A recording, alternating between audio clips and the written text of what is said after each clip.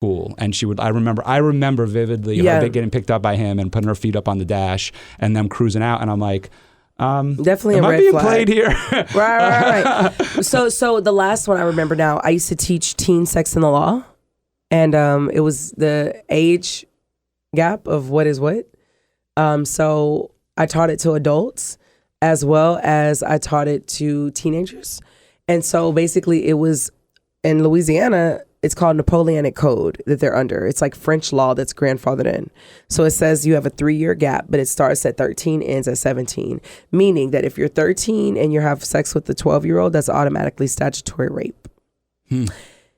Our teenagers hadn't been briefed on this, but they had to still suffer with the consequences of what happens if they happen to do that, right? So me and the chief prosecutor of the state of Louisiana got together. We created Teen Sex in the Law. I would go and teach them about healthy relationships, safe dating, sex, and I would teach them about the laws so they could protect themselves. So when it comes to the cyber part of it, the technology, that's the last part that I'll give to parents out there is monitor your kids' social media. There's so many predators, there's so much prey out there. But when I was doing the Teen Sex and Law program, it was really big to see how many parents would show up for that part. Because it was a 3-day convention or workshop at the school, and they wouldn't show up for day 1 or 2, but day 3 they would show up. I know I'm not the only person who understands that our world is shifting onto AI and these digital platforms, and so that the billionaire person who used to have women go recruit in person is now recruiting online. Yes. Yeah. So there's a lot to watch out for. Yeah. So continuing your story. So now, Yep. You were able to break free, which was incredible.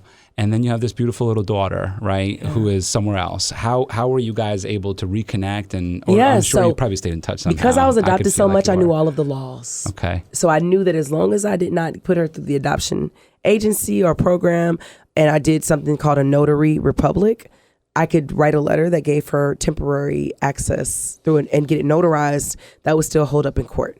I'm sorry, that would still hold up in to get her in school and do things like that for the other person because I was her mother. So I was able to get my daughter back because I had wrote a deadline on the agreement. And I also changed my life. So they were so happy for me. They were like, oh my God, we didn't even know this happened to you. Like, you're going to college now? Like, you're not with that man anymore? I'm like, no, I'm not. So it started to be this beautiful array of people that were gathering around me to make this happen. Right. Yeah. And so then you obviously were united. I almost forgot because I want to go back to real quick to your college sports days. Yes. And I'm so sorry. I do want to go there because you played volleyball and basketball. Yes. I'm a big basketball guy. So then I'm coaching my girls right now in basketball. They're in soccer, basketball, ballet. Oh my God. And today they're at gymnastics actually. What? So we got them. We want them to be just as strong as you. Yes. I'm telling you, it built up my mindset. I wouldn't have this mindset. It started with student athletes. Yeah. Hard work beats talent when talent doesn't work hard. Yeah. Oh my goodness. Luck is what happens when preparation meets opportunity. And it teaches you discipline, teaches you so many things. So just tell us a little bit about this, this college rise now. Favorite part of my story. Please. Favorite part of my story. So I get to college and I am working basically on healing, right? I'd been trafficked. I didn't know anything else. So I go from one group of girls to another group of girls. Yep, my coach, I went to a HBCU. That's a historically black college university. My coach had graduated from Long Beach State, and her sister played on the team, which is the only reason we got somebody like her who had 2 degrees, graduated with 2 degrees, played in the Junior Olympics, and then came back to coach us. First thing she did was cut the whole team, except for me and Zipporah, who was her sister. I said, why did you keep me? She said, I know your story. So I wrote my story to the executive director of athletics. I'm sorry, the administrative director or whatever you call it, of athletics. And he briefed her on me, which is the only reason she didn't cut me. She said, you guys, how many of you have been to all black school? Everybody raised their hand. And she cut them because of grades and kind of falsified stuff. I don't really know the story, but she cut 8 girls. And because we had 10. So she said, how many of y'all, before she cut us, went to an all-black school? Most of us raised our hand. She said, so that experience that you get here needs to be reverse engineered. So she brought in girls from Russia, China, Libya, Lafitte, Czechoslovakia, whatever you call it. Czechoslovakia? Slovenia? One of the it started with an S. Eastern blocks kind of countries. It starts with an S. Salmania something. She brought girls from all over the world to play with us. And then I learned what a U.S. passport is the most valuable document in the world. I learned why. Because they were on U visas and T visas, meaning that they either had to work or go to school in order to be in this country. No pass, you go home. You don't play good, you get down on yourself because your only focus is to be here and to do this. So I got to play with a group of girls. I went from a group of girls that were dancers, prostitutes, and I say that because this is the friends that I called them my friends, right? Had been trafficked. Like, it was different levels to it. Not everybody in the house had to have sex for money. That's sexual trafficking. Some of the girls were there to recruit because they had already graduated. Like, I don't know, but this is what my little brain can. Whatever you were being used for, you were being used. I mean, from a business sense, what it sounds like is that it was what their verticals, right? It was you're good at recruitment, so that's where you are. You're a good product, so that's what you are. Yes. You're whatever it is, caretaker, that's what you are. The house mothers, like you were talking about. I mean, like you said, it was a full-fledged business. We called them OGs, right? And they were the ones who had aged out. And whatever they had done, they had aged out, and they had the privilege of being our house mom. Right. But they were brainwashed into that part. They were brainwashed into that part. So basically, I left that group to go to a group of driven, hardworking, loving, real love, smart women. And I could tell the difference. Now I had something to compare it to. So when you go from, I still needed the environment of feeling like a part of a team, but now I really was a part of a team. And my coach was patient with me. Whoa.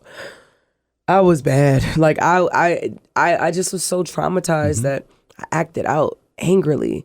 I looked at sex as a tool or a transaction. So I was wild. My reputation kind of got around to college, you know? So that's what I'm saying. When you get out of it, now that's why I work with women that have been trafficked specifically, because it's a different ball game when you come out that life. So my coach was just very patient with me, and the women on the team, nobody really knew my story, but they knew that I was different. And my coach kind of briefed them like, look after her. She kind of wild when she drink. Like, no, she can't drink. She can't do nothing. Like, just keep her focused. So I play volleyball with this huge group of international girls from all around the world. I learn all these basic principles. It's no pass, no play. It was very competitive. It was beautiful. I still have friendships with these ladies till this day. And I went from one unsafe, unhealthy environment to a safe and healthy place that I could redevelop myself. And I'm in college, so I'm learning, and I have professors and mentors and coaches. And then I also listen to this guy, Ty Lopez, on the internet, and he's like, if you want to be rich, go to conferences. Rich people are at conferences. Ding! That was the step that changed everything. He said, and if you go VIP. Ding! Okay, I need to be seen. Guess what I got? A lot of refund money because I had 2 full scholarships. So everything else was extra for me. And then I had grants. I was a part of SSI, which is Student Support Services. Like, I had all these resources around me to be able to help me to become successful after college, while in college. And it all stemmed because of what happened before college. And so Ty Lopez, you start going to conferences? Yes, I started going to conferences. So what was the first conference that you went to? Lisa Nichols' Speaking Right to Make Millions. And there was this ad on YouTube, which is why look, the things that get me are the things that I do. It got me. She had posted something on YouTube, and she was like, you're birthing something. You're birthing something. Babies come out of litters of dogs, 20, 30 litters at one time, because it's a small thing. But an elephant takes 2 years to produce a baby, and a couple months after that in order to give birth. Don't you let something that is holding you back right now make you think that you're pregnant with little puppies that's just going to produce a lot of stuff. Hold on to your baby you're pregnant with an elephant. You're birthing something. You're birthing something. And like that kind of revolutionized the way I thought when it came to Lisa Nichols. And after that one, I went to like Jim Quick's, I went to V-Fest, I went to all of the stuff with my work. I started going to all the conferences and stuff, all the trainings, all the places that I felt I needed to be to, what's that word for it? When you talk to people, but it's like you're trying to build rapport, network, build a relationship with. To network. So then I got into Tony Robbins, and then I got into Dwayne Dwyer, and then I got into Eric Throttle. And so I'm all these huge celebrities and huge people with these big names. I'm a part of their life now, and I'm seeking counsel from these people, because every time you put a podcast on, you're seeking counsel. Every time you read a book, you're seeking counsel. Every time our influence as human beings is always going to be there, because without that, we'd be lost. We'd be astray. Right. So all of these conferences, all of these books, all of these trainings, all these seminars, all of this stuff got me to where I'm at today. And so was that part of the healing process? I wanted to go back to this college time of like, you were saying you were healing and sex was a tool and you were wild and everything, but you were saying you were also healing. My coach never gave up on me. So what was the healing part? And and he never gave up on you, but what were you? She. Oh, she, excuse me. She. And what were you doing to heal? Was it like, like I think of meditation and journaling, right? Because that's what I do now. Yeah. No, I'll give you some tangible things. One was the conferences, because when I went in there. high school, in college, yeah. Oh, okay. I was going to conferences. I was using my refund checks, which is why I brought up how much money I got while I was there, because they were very expensive to go to. Right. Yeah. So, this was before it became a thing and everybody doing it now. Like this was like the era of right when motivational speaking was starting to pop off, and Eric, Thompson, all these people were like kind of new and coming on the scene. And the movie, The Secret had just come out. Yes. So I looked at The Secret, read the book. Yes. Bob Proctor. And so I go with them, and I start taking this journey, like not physically, and but that's how you started healing. That's how I started healing. So because there's so much more that all of that kind of comes in, but being in that environment, healing my mind. Right, my body was free, but my mind was still being trafficked. It was still enslaved. And I'm sure that while you were at these conferences, you met other people that were like you, that had stories like. But I never shared my story. Okay, that was another thing. So I'll tell you at 27 how I shared my story. But basically, while I'm in college, I'm going through all of these amazing different experiences. I'm learning, I'm growing. But the thing that helped me was three things. One, I started volunteer coaching. I had young girls who were looking up to me. So now I got to be the best version of myself, because I got these girls looking up to me. Because you need volunteer hours to graduate college at HBCU. We need 120 volunteer hours. So I started working with the girls, and I was going to conferences and trainings. I was like really feeling good about myself. And I was failing in the department of healing my sexual kind of existence when it came to being in this space of I did not value my body at all. I did make it out without a disease that wasn't curable. So I praised God for that. But I felt that if you just strap up, my body's already been used anyways. Yeah, I'll have sex with you. And that part, it took me years. So that's the part. I know my good story is great, but I got to honor the truth. It took me years. I'm still single till this day. I still don't really enjoy intimacy. Still healing from that, which is why I just left Tony Robbins, It's a journey. And when I wake up sometimes and I have a placebo effect of like, it feels like, I'm sorry, not placebo effect, the sleep paralysis. It's sleep paralysis. So it'll feel like somebody's on top of me and I can't get them off. And I wake up and it's like I want to scream, but I can't move my mouth. I'm paralyzed. And the only way to fight it is to go back to sleep and to wake up, right? So I wish I could say that the story is amazing and easy and everything just went up from there. But I struggled sexually. I struggled with intimacy. I struggled with learning how, I don't know what a healthy relationship with a man looks like. I've never had that. Right. I'm 32. And examples of it as well. Or examples, besides what I see on TV or I look into with mentors or coaches or professionals. And what you see now, right. Yeah, so it's a two-pronged answer. Right. One is that I was able to heal my mind. I was able to redevelop myself. I was able to physically get in shape and get bigger and eat well. And I have an amazing network of people and friends around me. But that thing that kept happening to me every day that wasn't my choice, which was, sexual intercourse, it became like this dark thing that I have to do if I want to have a boyfriend that I don't want to do. But when I was reading your story and I was thinking about, and it's interesting that this morning I was actually journaling about this. Wow. And it wasn't because of your story, because I actually didn't read your story till later in the day. Okay. I always like to try to stay fresh for Okay. us. It's like kind of like my routine. Like I actually I don't read anything about my guests until like an hour or two before they come in, just my process. I love it. So it's interesting that this morning when I was journaling, which was at like 6:30 or 7, I was thinking about like how hard it is for how we all experience, trauma and pain. Yeah. And that we all have a healing process, but it doesn't necessarily mean that it all goes away.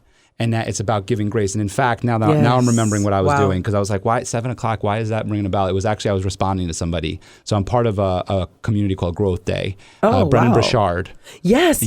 Brennan Burchard's community. Yes. So I'm in there, and somebody was asking about how to be a better mom. Yeah. And so I was kind of, in my response to her, it felt like I was journaling, because it was like cathartic how I was responding to her. And I was like going through about like, it's not about being a better mom. It's just that you're asking really like about being a better person. Yes. And we were just going. Let's get to the root. Right. So it's like, and I said, like, I'm not a mom, but I'm a parent. Right. Yeah.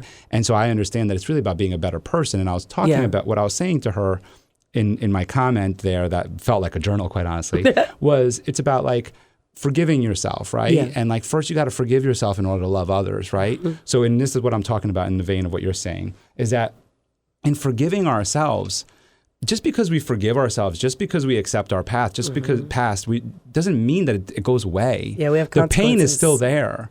The pain is still there, and we still have to live with it and deal with it. Yeah. It's just that we're better equipped now by having, like, and I was talking about the tools of meditation and journaling and going to conferences and having mentors and reading these kinds of inspirational books and speaking, right? Those are just tools to help us deal with the pains of our past. Yeah. But we have to forgive ourselves. But it's still sometimes when I close my eyes, when you right, we still see like, oh crap, I can't believe I did that. Yes. I can literally feel the embarrassment sometimes of like some of the stupid things I've done, right? Or feel the pain of like the pain that I caused to others, right? Because I'm like, wow, I can't believe I did that. And that's why I always call it like, that's the old Michael, this is the new Michael, right? Yeah. But old Michael is still there, right? He's there. And I have to realize that. And so sometimes, when we're talking, and when everybody's listening to this, is that you could forgive yourself. You can get all the tools. You can become successful in everything. That demon, that pain is still going to be there. Yes. And just realize that and go, all right, but I got the tools in order to make you not be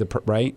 Yes. I always say, show me the stairway I have to climb. Teach me to take one day at a time. So everything is built in like our brain really does shut down when we are having something that's too big. Right. If it's small, we can actually have the space to be able to do one by one, and our brain can take that. Right. It's like, oh, I could do this because it's this little thing and it's going to help me to get to where I have to go. Right. But if your brain says, I want to buy $1 million home, and you're like, it's like, what? Your brain's like, what are you talking about? Yeah. But it doesn't say that if I want to start the process of being able to buy $1 million home, Earl Nightingale said, success is the progressive realization of a worthy idea. The reason I can spit this like it's ice cream that was nasty in my mouth, but tastes good.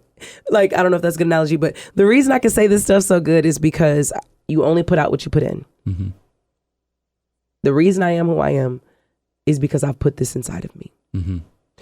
There's other stuff inside of me, but when you mix it, it's like gumbo. Tastes good. Because it takes all of that in order to create the right spice. Right. To be able to appease to the right person. And my brother said this about me. He said, you have a way of making words sound beautiful, and it's easier for people to digest the truth. And so that brings us to your 27-year-old revealing. Yes. Right? Oh, my God. You went through this healing process. You start being around people that share their stories. And for our listeners and for everybody here, some of you may have experienced some sort of like conference or anything. But I mean, at least, and I haven't. I've never gone to a physical Tony Robbins No. Oh, I would love to. Yeah. Oh, my gosh. But what got me hooked on him was I watched his Netflix special. I'm Not Your Guru. Right? And I was like, all right. And this is why I said to you off mic that he saved my life, right? Not that my life was at risk, but that I was on the wrong path, you know, like I was in the wrong place. Everything was wrong. Yeah. I've shared this before on the podcast where, you know, I was fired, and I never wanted to tell anybody in my life that I had ever been fired. I'd been fired multiple times prior to that firing. Wow. But nobody ever knew. It was like, oh, you know, they were making cuts, or I didn't like it there, and so I left. Like it was always shame in being fired, and the whole story there in terms of my life, and just real briefly, is that it was more of a roller coaster ride of like I was just not happy where I was in terms of my jobs. Yeah. I was successful in them. Like I'd get rep of the year, rep of the month, agent of the year, and everything. I'd get top quota buster and all the rest, and then I would drop. I would fail because I was unhappy. Right? There was other issues happening there. So anyway, the reason why I bring up Tony Robbins in this situation is that I had been fired, and it was my last time. It was my last firing ever. Right? But I was faking going to work. What I wanted to do, what I did was, it was before the documentary, I think it was. I'm not 100% sure if it was or if it wasn't. But anyway, what I did was I reached out to the Tony Robbins team, and I was seeking coaching. Oh my God. And I was seeking like help, right? And it was just too much for me to afford. I couldn't afford it. $100,000 for a platinum membership. Or tens of thousands of dollars for the coaching. Yeah. And I remember the coach telling me, like, he said, yeah, well, I'll hold you accountable. I said, well, how are you going to do that? He goes, well, I'll make you cut me a check. I'm like, I got nothing to cut. Right. There's nothing there. I'm like, so there's no accountability. Yeah. And he came back to me. He's like, look, here's your other option. Spend $500 and get all these tapes. And, you know, some people listen and some people don't. So I was like this. So I was like, I'm fired. I got nothing else going on, right? Oh my gosh. So I took the tapes. I made believe. I didn't want my mother-in-law to know. So I would make believe I'm going off to work, and I would go to the hotel. I'd go to the local hotel. Yeah. And I would listen to the tapes, and I would literally take my Tony Robbins course while I was there. I would sit for 8 hours, and I would take my Tony. Literally. She just pulled up the app. Yeah. Yep.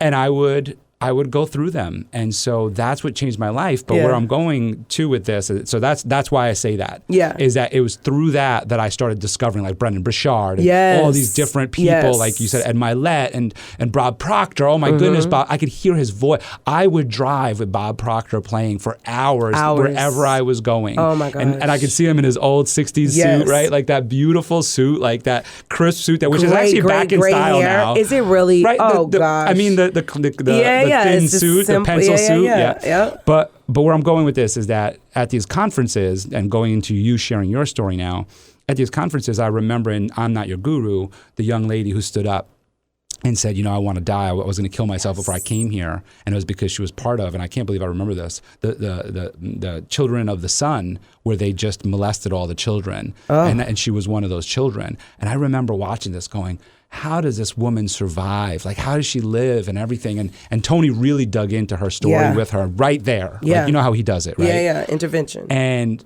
you know, I was like, wow, this is amazing. And so I'm going back to you now in that you probably experienced things like this while you were at conferences of seeing how Tony or others go into that and pull it. And so your 27-year-old self and uncovering your story. Yes. So I had much success by the age of 27. I had a son. I had a daughter. I had a property. I was about to run for city council. I had love. I had all the things that I thought I ever wanted in life. Like, my life was popping. But I was telling the story of being a foster child and making it out from nothing and getting money and like building success. And they wanted to do a movie on me, like a musical, like a musical play. They did it too. I'll send it to you. It's called Phoenix Rising. Yeah, Phoenix Rising by Rural Hearts Foundation. It's a foundation for women who had been sexually assaulted and trafficked. But it was for Domestic Violence Awareness Month. And she was like, look, I know these are my expertise, but I know your daughter was out of sexual assault. So I want to help you. You know, we're going to write a thing about your story. Brings in the Packerson hedge fund. $1 billion hedge fund guys. 2 guys. They control the money.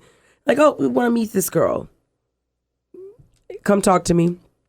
Sitting in front of me just like you. They're like, what's your story? I'm like, 2 hours later, these men are in tears. The lady with Rural Hearts Foundation is like, she's just quiet looking at me.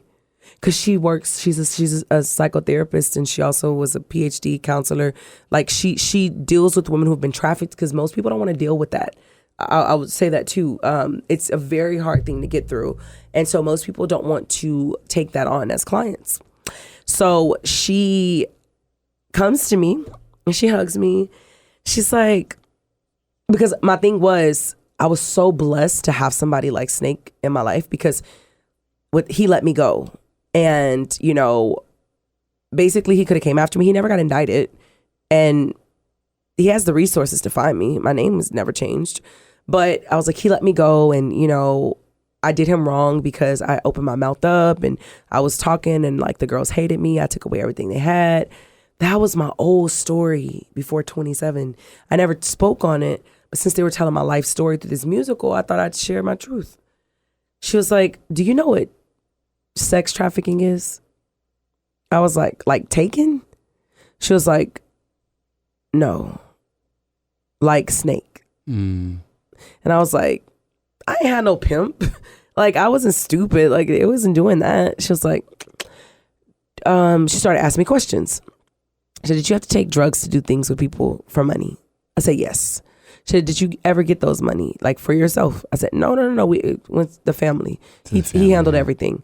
She said, were there video cameras in your room? Yeah. Was your door locked at night against your will on the outside? Yeah, it was to protect us. I had a rebuttal for everything she asked me. I said I didn't want to do the show anymore because she was trying to make me look bad. I go home, I bawl it out, like I'm crying, and I'm like, why she try to like hate on me like that? Couple weeks later, I call her back because I don't process things in the moment. Right. I process things when it's time. And after all the questions she asked me, and I realized that I had been bamboozled, and like she said, don't be afraid of the monsters in your story. Tell the truth. Told the truth. They had to switch it from domestic violence and sexual assault to trafficking, but she worked with me, and not as a therapist, but as a friend, to push through some of my limiting beliefs in order to get to where I'm at now. And she also kind of like threw out there that I had been trafficked, and that her organization helps women who have been trafficked, and that if I needed help, that she'd be there for me. And eventually I did. I didn't really I did the ear acupuncture. I did Reiki. I didn't like people touching me, so I didn't really do massages, but they offered it. So she offered this alternative healing program that helped me to heal. Even I would go sing in the choir every Tuesday just to get stuff off my chest, because singing is spiritual. I would dance and do all these classes and do things. And I'm like, healing is so much easier than what we think, but I just didn't know I needed to be healed. I thought I was the hot stuff because I had a master's degree. I'm that girl. And then I realized that, no, I've been running for my truth. And when I found out what my truth really was, she gave me some books to read, which was Iceberg Slim. He was a very infamous pimp, but he wrote this book called Pimped. And it talks about the psychology of what traffickers do to get their women and keep them. So with that, it opened up my eyes to everything. You don't know what you don't know. And once you know, you can't unknow. And you started sharing your story then from there. Then I started sharing my story. Yep. And helping others through it. Yes. So you said you were successful already by 27. Yeah. What was it that you were doing? Yeah, so I was over the Coalition for Louisiana Stop Solitary. That's the It was all right. congruent amongst itself. Right. And then my son's father had a very successful T-shirt shop. Okay. And his mother was in politics, which got me in politics. Right. And so we had a very wealthy, like, in-law family. And for myself, I was doing what I loved. I was coaching. Right. At that point, I went from volunteer coaching to coaching for a club team. Right. I was working at a very nice salary because the place I worked at fought for social justice change and rights. So one of those was paying us as not-for-profit employees very well. And then if you work at a not-for-profit for 10 years, you can get your loans dispersed, forgiveness plan for not-for-profits and charitable organizations. So everything was just going so well. And I had a lot of stake. Everybody knew me. And so those are my versions of success when I say that. And so when you say all of that now I really understand the fear of saying that you were sex trafficked at 27 because you had all of this stuff going for you. I worked You even mentioned a boyfriend in there that I didn't hear about before. Yeah, because my boyfriend, I've only had 2 relationships in my life, which was the trafficker. That was a relationship as untoxic and unhealthy as it was. It still is, yeah. And my son's father, but my son's father, I never treated him like a boyfriend. It was more like a transaction of just, I know who my son's father is. So I'm going to be loyal to you. Right. Because I didn't know for my daughter. So it was this weird relationship that I was just doing because it felt right, but I don't really count it as something that, I was in love and and me and him talked about this before, but well, it was hard for you to have that, but you had built this life nest around. Yeah, it was this beautiful little nest. And now you're confronted with, I got to share this story, and no wonder you're like, no way. Yes. And before we get into now the life after 27, because then everything changed for you on a different success level, on a whole different success level. Completely different. Now I do want to go back to your daughter, because then you is this around the time that you wrote the book with her? We had already wrote a book. Okay, so that's we'd already wrote the book. I had some success at the news stations. Okay. Like we had been picked up by some stations. We had a PR agent. So we were moving. Tell us about this book, because this was a special. She's got a special chapter in it. Okay, so my daughter was 9, and she goes to school. They have daddy, daughter brunch at lunch. Every dad showed up except hers, literally. It was a very small school, private school, so it made sense. But my daughter, for the first time, had the thought of, "Where is my dad?" Like, I never asked this. So me and my daughter, I always told her, "Look, mommy's very busy, so if you need my attention, always, and it's something serious, let me sit down first."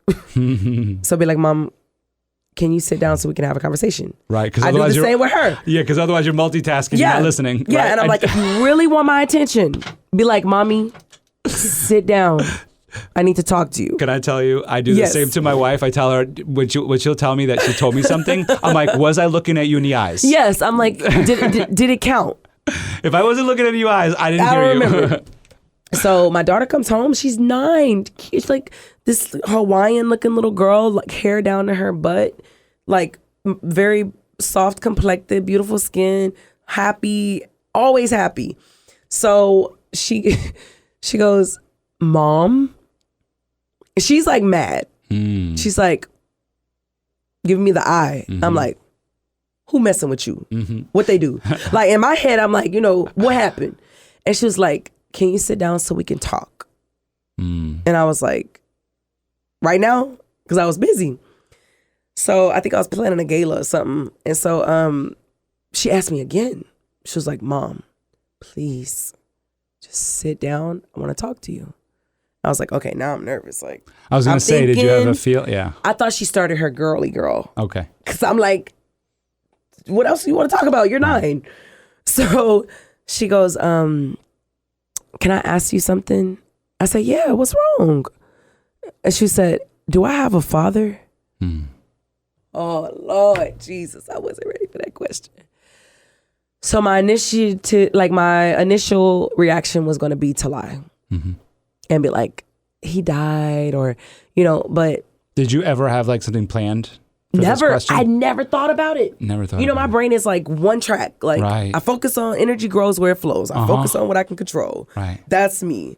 So I had to like catch myself, and I was like, sit down. You sit down now, because you're standing over me like an adult. I need you to sit down. So I go, "Avery, I tell her the truth." I finish, I'm bawling. And she's like, this is her exact way she said it. After I told her she didn't have a father, she was like, and that I'd been trafficked and raped, and I kept her and all this stuff. She's like, "Oh, that means God's my father?" Do. Like, and skips off to go play. Right. I'm like, what? Are you joking, God? Did you really just? So my brain had this epiphany that she was a reflection of me, that she was that innocence that was taken from me, that I planted a seed in her that I'd been watering and flowering, or watering as a flower, and it was blossoming. Because what 9-year-old gets told something like that and immediately it's like, oh, God's my father. Right. While I'm over here thinking that she's about to like hate me, hate herself, might want to commit suicide. Like, I thought the worst of everything. And in that moment, I'm like, I was her too.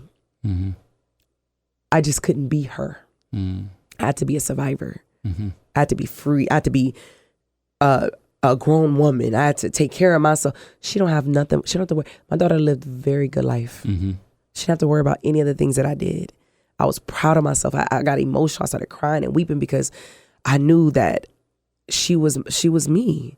And so the reflection eyes see was birthed from that moment. And I remember going to like classes and stuff, and like they're trying to talk about your signature talk and all this stuff. I'm like, y'all can teach. Y'all cannot teach what God gives you. I mean, everybody want to be a speaker right now. Everybody wants to share a story, but it's those moments when you just know, I got to do something bigger than me, because I knew it was other young people that was struggling like I was, that were going to have an abortion, that were didn't know their baby father, that had been raped, incest, all these people that don't want to have that child or had the child and doesn't love the child. Me and Avery could help to enlighten them on what it could be. So I said, me and Avery are going to start talking about this. So the book was birthed then, but I was pregnant with it. So I had to start talking. I was my trimesters. So I started doing podcasts and videos on just social media. I used what I had. My growing, I had like maybe a couple thousand, 16, 15,000 within a couple weeks, because people really cared about our story. So then I'm like, okay, remember, I didn't put about the trafficking, like I didn't put all that in there.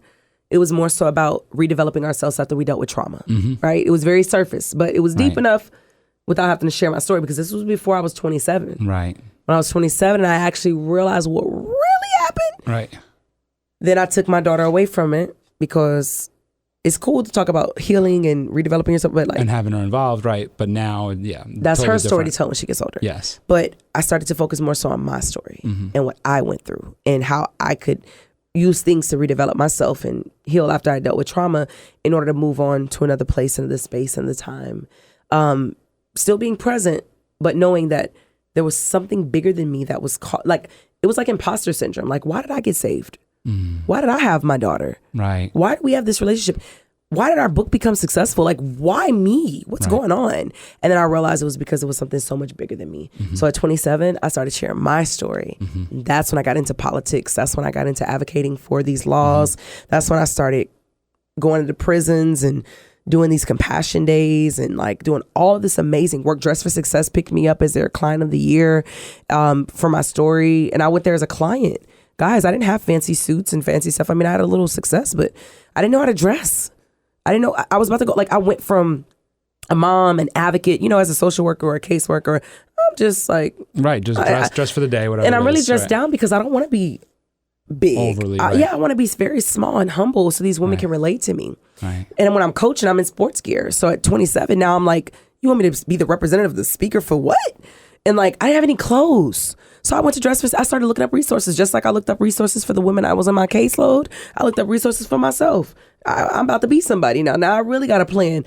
So I went to Dress for Success Worldwide. I'm to Dress for Success New Orleans, got some clothes. They gave me 5 outfits. Then I started working with Stacey LeBlanc, the chief prosecutor.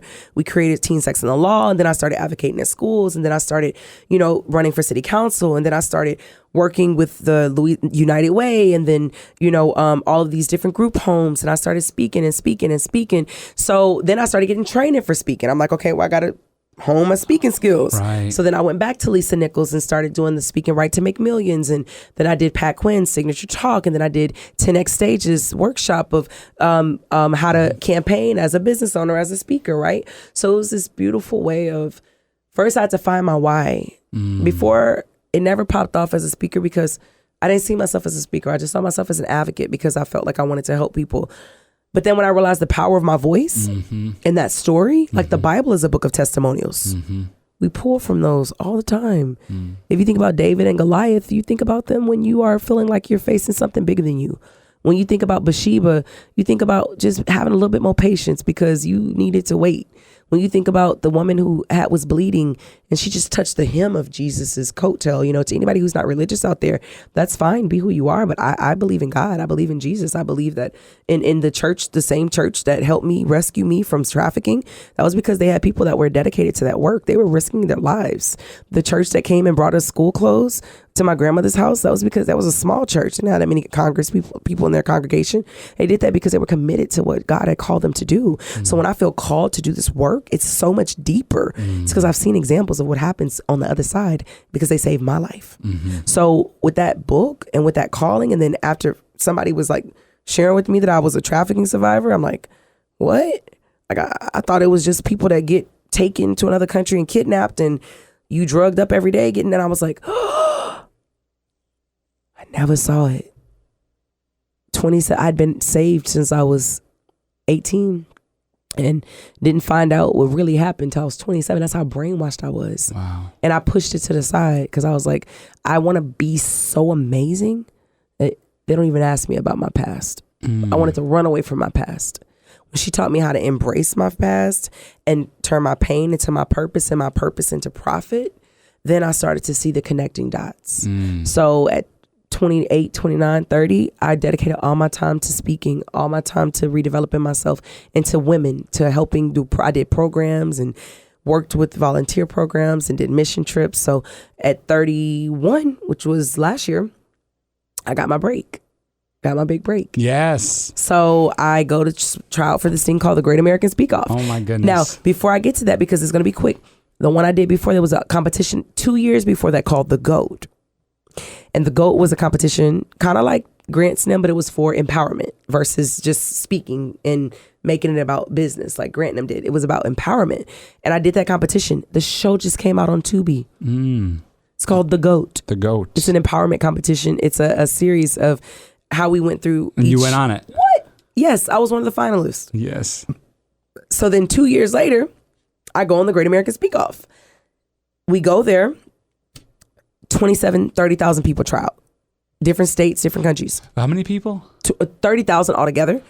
They took 2,000 to in-person auditions. Yes. From that, they took 150 to Miami for the semifinals. From there, they took 30 people to the finals.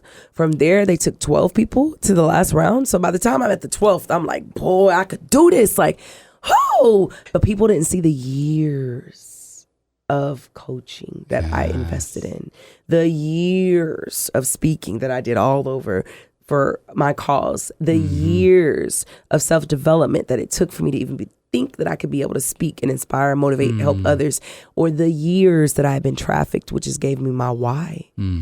And I was rescued. I was saved. So that gave me a sense of purpose that I should help others that are going through the same. So the age of 31, when I got my big break and I got to go on Growth Conference, it's down to the top 12.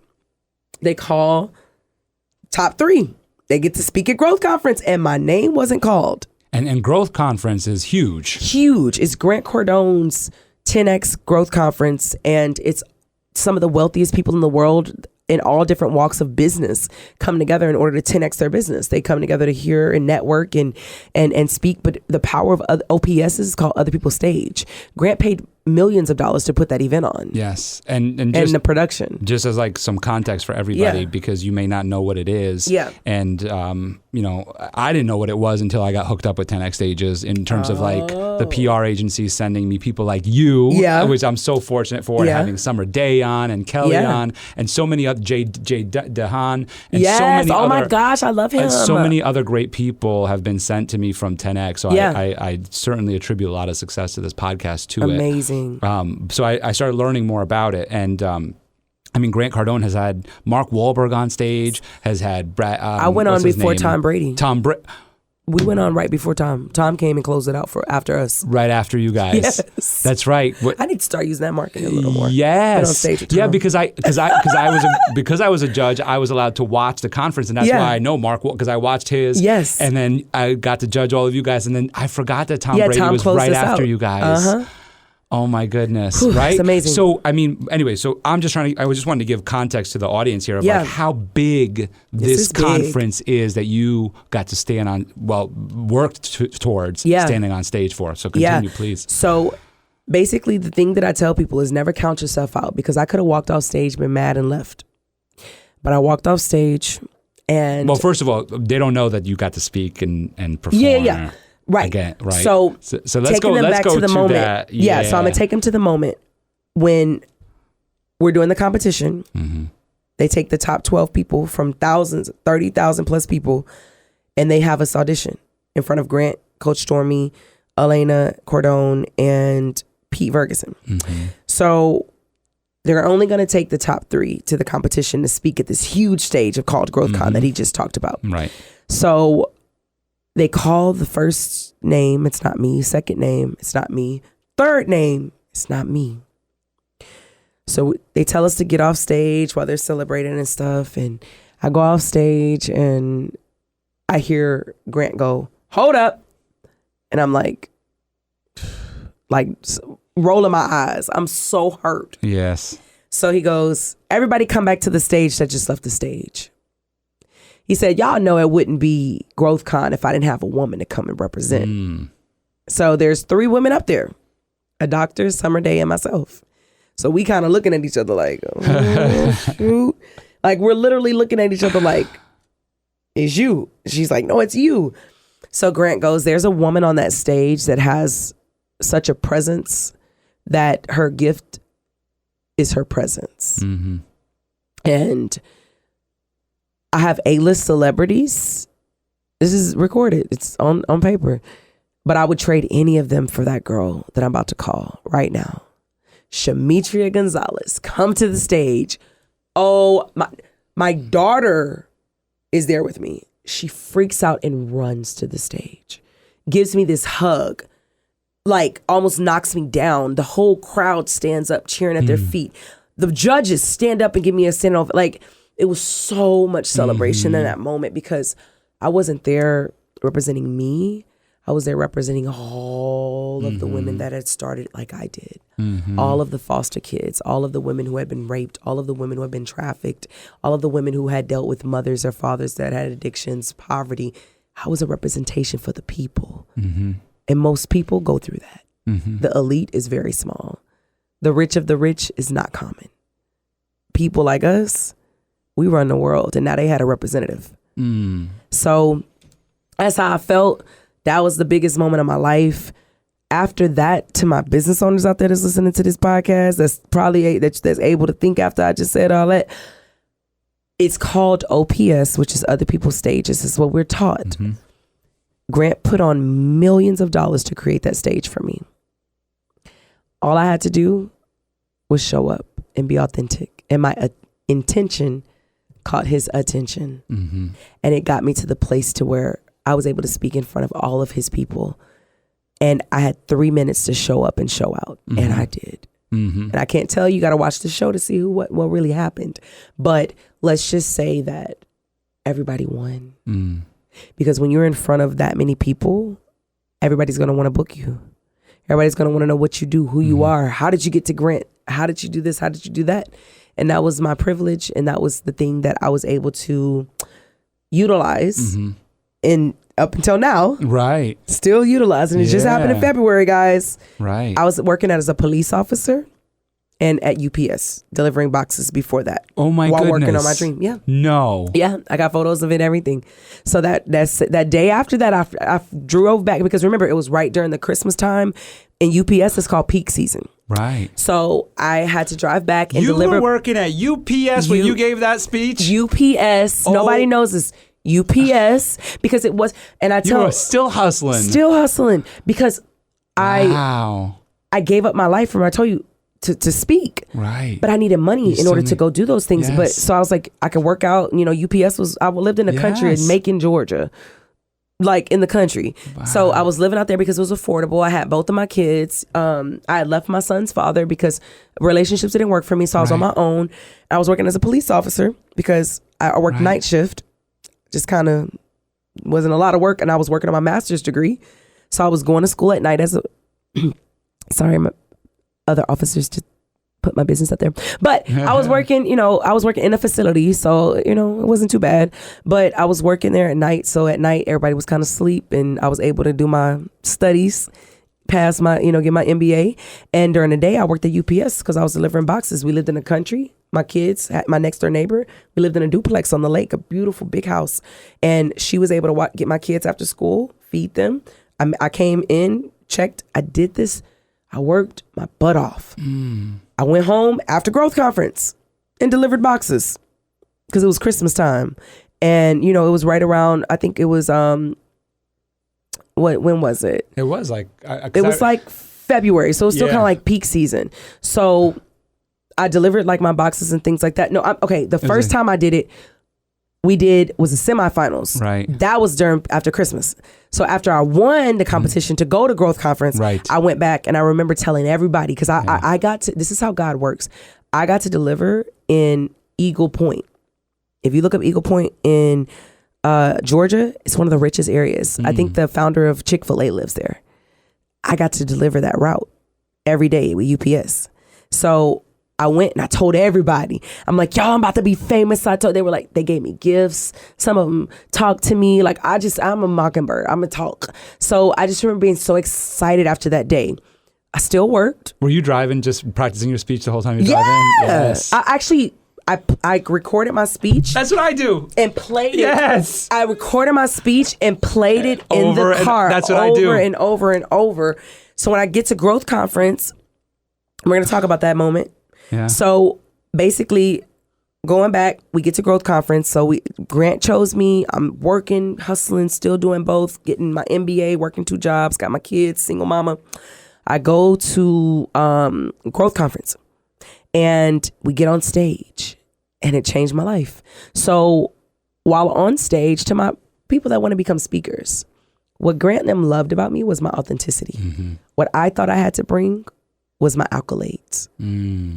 So it got a little mixed up. And so I started off with my story. I should have just kept it with my story and gave value. But I tried to say that I was this and then I became this. And they looked at it as pitching, which it wasn't my intention. But intention means nothing when you're being judged. And this was a competition. That's right. So the thing I loved the most about my speech was it was real. And it was my truth. I was a little too in my head because in 10X stages, remember they teach us the power of 3. So I'll publicly apologize to Elena Cordone because I wasn't thinking that there's 4 judges. I need to honor all 4. I was just thinking I need to pick 3 that I resonate with because everything should be in 3s. That's what we're taught in 10X stages is like, it's the human psychology of like, don't leave things in 4s. Like everything's 3s. So there was 4 judges and I only mentioned 3.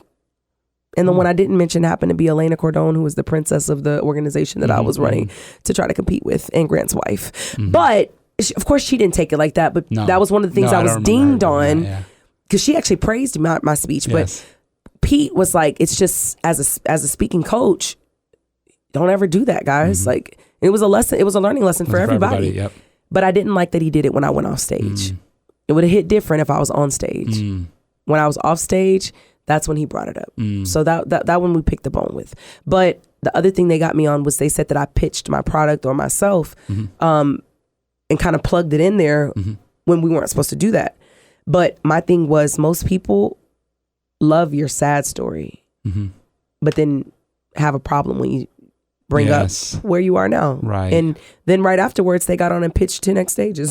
So all I'm saying, well, and we've talked about this publicly, like I've talked with Pete about it and Grant, so they'll laugh at this if they were to hear this interview, but it still is like, for those that don't know, as an effective communicator, right, your whole point of effectively communicating is to get a point across.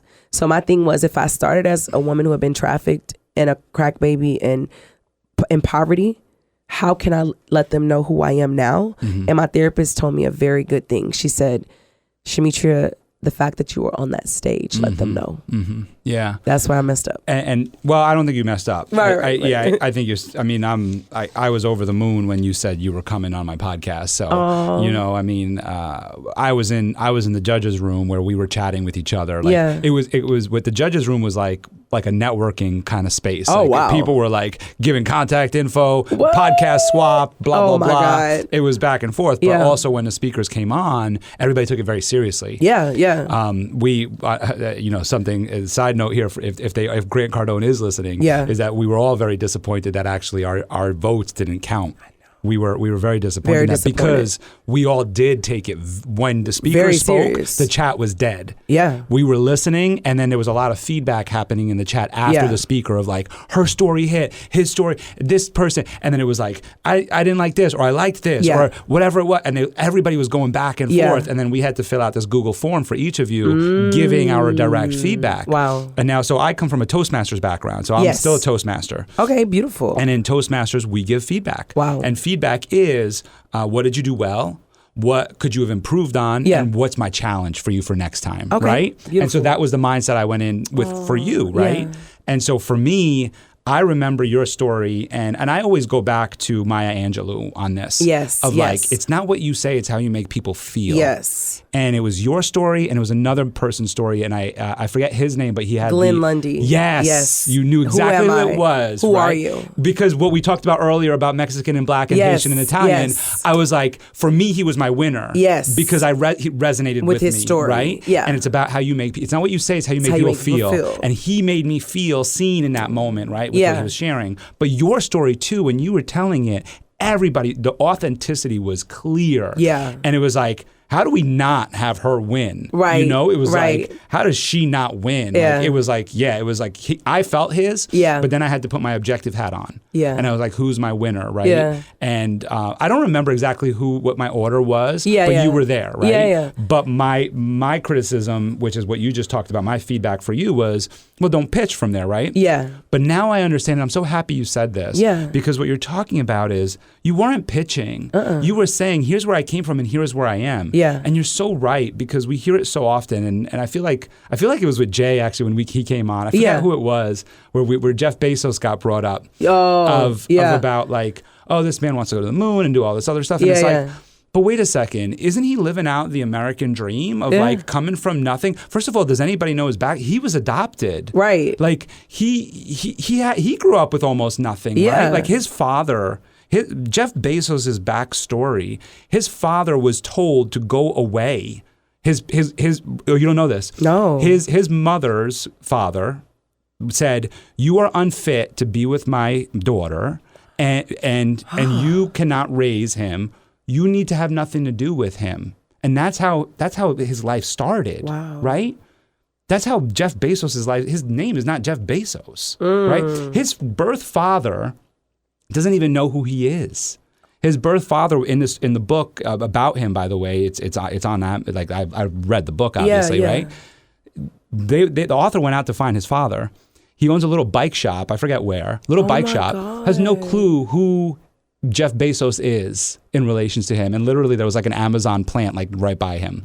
Like this guy just owns a little bike shop, right? They ended up communicating afterwards. But my point that I'm getting at here is that like this man lived the American dream. Like he grew up in a loving family and had to make his own way and cut his teeth in the stock market and everything.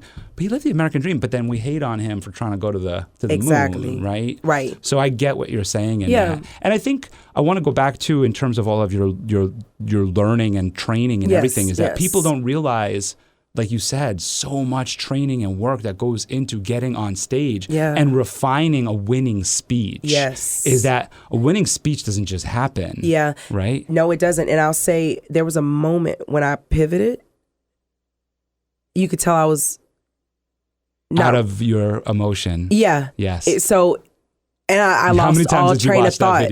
I watched it over and I'm like, I know. But I got right back on. Yes, you did. If you weren't a speaker, you wouldn't have known it. Mm-hmm. But it was because in that moment, everything like what I had just said was like, I'm using my story. Mm-hmm.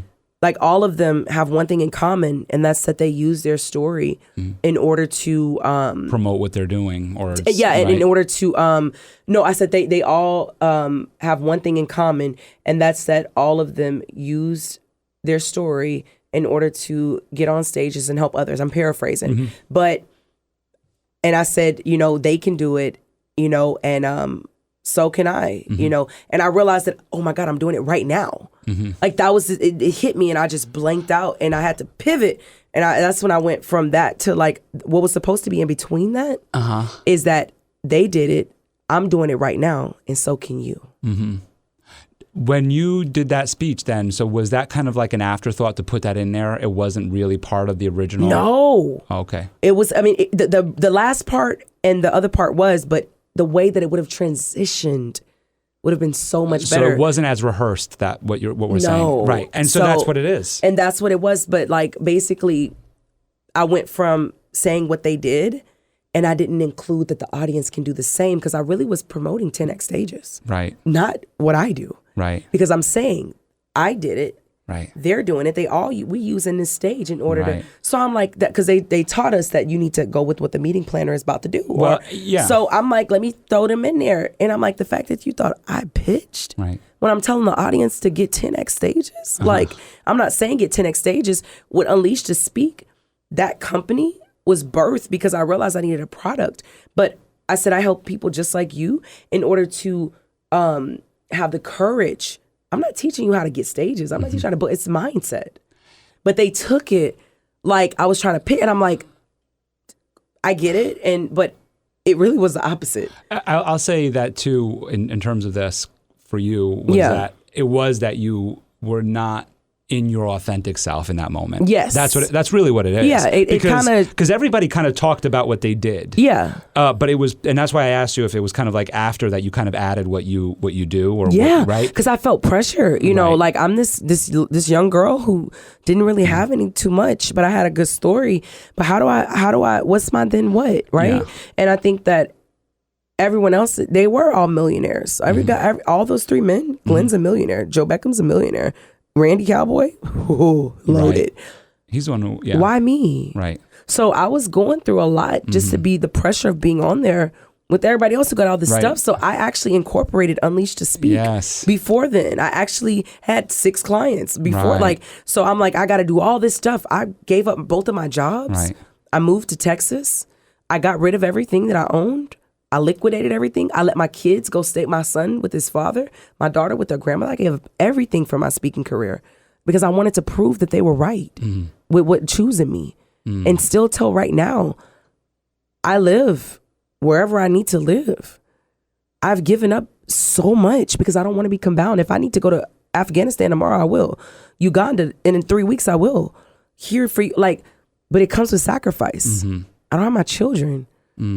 I have a home. I do have a rental property, but it's rented out.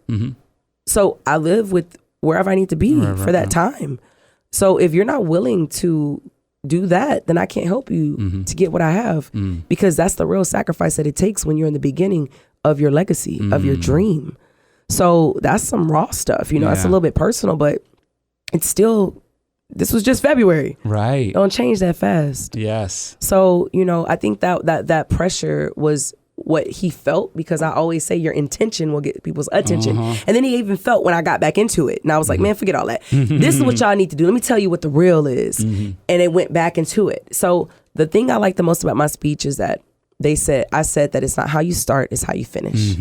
And Pete praised me on that. That I was good in the first, good in the second. I fumbled a little in the third, but I finished strong. And that I think I got the loudest standing ovation than anybody. And you brought a ton of energy. That was the other thing I was going to say is that even we're watching it via Zoom, all of us on the other end as the judges, and we all felt that energy come through. Like there was an energy about you that came through that we all felt. Yeah. You know, and I mean, in the end, what matters is that you got on that stage. You shared your story. Yeah. People learned about your business. Yes. Right? Yeah. And it's like sometimes it's like bad publicity is good publicity. Yep. And I don't think you got bad publicity at all because I mean you're a tremendous speaker. Thank you. Right? So regardless, you're a tremendous speaker. We're nitpicking because that's what we had to do. Correct. Right? Correct. But anybody else who listens to that speech goes, she was phenomenal. What are you talking about? Everybody. Right? Yeah. Right? Yeah. Anybody goes, she's phenomenal. What are you talking about? And I want to learn from her. Mm-hmm. So it was beautiful. And you know, I think it's so important, and I want to kind of like go into your business a little bit here, and that is that authenticity. People forget like that being a speaker is not about just getting up there and crossing your T's and dotting your I's. No. It's about being your authentic self. Yes. It's about bringing that truth and that story because that's what lands with people. That's what resonates with people. And I want to say that it has to do with the work that you put into it. That's how you're authentic because people don't understand is that they're like, well, this is my story. And it's like, but it sounds scripted. Why does it sound scripted? Because you didn't rehearse it. You didn't train. You didn't practice. You didn't have the right people give you feedback. Yes. Right? Yes. And that doesn't happen overnight. Like for me, I'm 6 years into Toastmasters. Right. That's Toastmasters. Right. That's like the training wheels of public speaking. You know what I mean? And people, and I realize that, but I also look for outside sources and I practice on a regular basis. I mean, I do a freaking podcast. Right. Exactly. I do lives every day. Yeah. You know, so I mean, but outside of that, and look at me trying to give my accolades. Look at you. But my point is that what I'm trying to let everybody know about you is that you have this coaching business of Unleash, excuse me. Yeah, Unleash to Speak. Unleash to Speak. Mm-hmm. And this is where you help people find all of that we're talking about here. And so I'd love for you to just share a little bit more about Unleash to Speak. With Unleash to Speak, it's not necessarily this is how you be a speaker. Right. No. Because there's such thing. It's before you become a speaker. Right. You have to unleash to speak. So Unleash to Speak was birthed because I talked too much back in the day. And when I was, being trafficked, they would put duct tape on my mouth. I'd get in trouble. I was always stirring up mess with the girls. Like I was just always the one who talked and just, or I'd say too much to a customer. Like it was so much. And so I feel like I ripped the tape off my mouth, and that's what I said at Growth Conference. And that's what I got really emotional because I felt it. Like when I was doing the example and I kind of stumbled a little bit because that's real for me. It's my story. I can't say it and especially with this energy of all these people. And I'm like, it just, it completely cut me off guard. But Unleash to Speak is, it's the neuroscience that goes behind how do you develop your mindset in order to become a speaker. We go in and we do something called life mapping. We map out your life. What is your story? We figure out your story and then we convert that into your talks. Not talks, because we don't want you to be in a box. We take that and then we pair you up with an accountability coach or accountability partner within the group. This is group work. And we do a train the trainer model to where we train them after they've went through the program, they've done everything on how to help advocates who are sexual assault survivors, trafficking survivors, domestic abuse survivors. We train the speakers who graduate our program that want to opt into this, but you have to go through the program to opt in, to be able to go and help them to craft their story, to be able to advocate politically at the local, federal, state level to change laws. So it's this beautiful circle of, it's not just about speaking. Speaking is cool. I'm not going after the CEOs of the world. I'm going after people that just want to share their story. Maybe write a book. Maybe they want to help open up a not-for-profit or a foundation, and they need to be able to effectively communicate that. Well, we need to know your why. So I'm working with them, and then we're figuring out their personality types. We're figuring out their brand. We're figuring out what clothes look best on their body type. We're figuring out what suit will do him justice. What colors look best on you and your color scheme of things, right? What back end do you need to have set up through your ClickFunnels or through your, all of this has to be done. What speaker kit do you need? What's your fee? We don't have fees. We ask, what's your budget? This is stuff that I've learned over years and years and years and years of being a speaker for free, then getting a little money behind it, then realizing that I don't want to create speakers that sell. I want to create speakers that change, speakers that shift, speakers that motivate, speakers that inspire. And then I teach them the etiquette of being a speaker. This ain't taught anywhere else that I know of, because I would have learned it. I did all the stuff. So when I went to Growth Conference, I got 90% of my people in my cells from staying all 3 days, participating. All the speakers, they came, they left. They were too celebrity for the people. I am the people. So I'm the people's champ. I'm like Rocky Balboa. So because of that, I teach that to my students for them to understand. Just like one of the things I teach my students, I'll give it away here, is when they go to network or they go to places, when people ask them, what do they do? I tell them to say, that's cool, but I'd like to share with you who I am. Would you be open to hearing that? Right? Very passively. But that's what really matters. So I'm really creating a tribe of people that have the mindset that go out and effectively communicate throughout the world to get their points across. And their points are rooted in things that are love, happiness, hope, healing, restoring the mind. So it's and then they're able to use what they've learned to help me in my cause, because I cannot do that by myself. Right. I don't want to be your guru, just like Tony. Right? Yeah. So that's Unleashed to Speak. And then the retreats that we host for the women that have been trafficked is called Unleashed. I love the way that you said that too, about I would love for you to just say it again about, you don't want to teach people to speak to sell. Yeah. I want to teach them to speak to inspire, speak to motivate, speak to shift, speak to transform. Speak to change is what you said. To change. Oh my goodness. I love that. To create change. I love that. Speak to change, because that's what I think about too with speaking, is that it's a gift that we have. Yes. I say we because you and me. We yes. have we do. No, we do. Trust me, we've been talking for hours. We're 2 hours in, so I'm trying to figure out a way to wrap this up. But I'm like, how do I wrap this present right now? Because we have this beautiful gift of you here in studio, and it's like it's what's incredible about you is that every time I'm like, all right, I see that we're going this direction, and we go down this one path together, and I'm like, okay, that's probably where it's gonna end. And it's like, it just takes a whole other path. Like you have such a dynamic story and so willing to share that it really is hard. But I do need to get you out of here for your own sake of getting back to the city. So I want to make sure that people know about where to find Unleashed to Speak first. Yes. So it's here's another nugget. I love to give nuggets to your audience. Everything will change except your name, unless you change it. My name is Shametria Gonzales. There's only one in the world.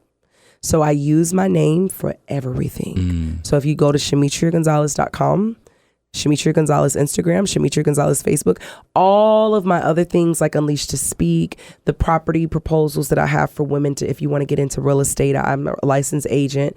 I specialize in multifamily and commercial. So these are things that I've done in the past 4 months because I met somebody at GrowthCon who helped me to do it, gave me their course, got me into my first deal, gave me a hard money loan for the first property.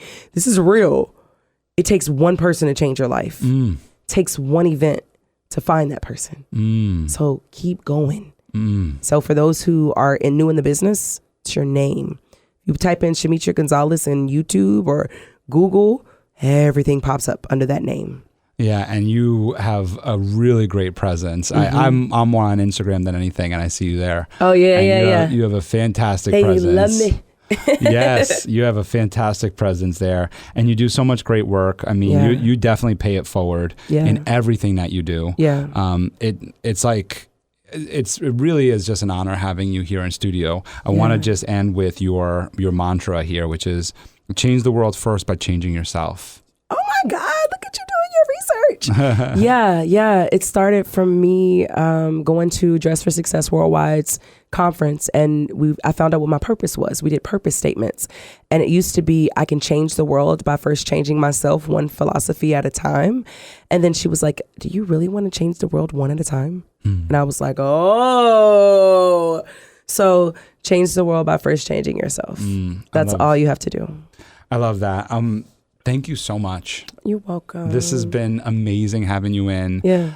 You are a celebrity online, which is amazing. Yeah. And soon to be a celebrity worldwide, I'm sure, because you're going on all sorts of stages. Global. So obviously, people can book you. Whoever's listening can book you as a speaker, a motivational speaker, corporate events, any type of event. I donate time to not-for-profits. If you're a not-for-profit or you are directly with my cause, I always donate my time, and I'll even pay it forward and bring resources and things like that to write off. If you are a business organization, I'm always flexible to, see what your budget is and how it goes. I really care about changing people's lives. It's not necessarily what I sell, it's what I say. Yeah. That's what changes people's lives. I love that. Yeah. Thank you so much for being here. This is amazing. Yay.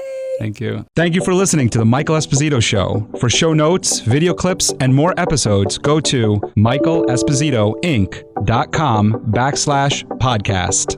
Thank you again to our sponsor, Den 10 Insurance Services, helping businesses get the right insurance for all their insurance needs.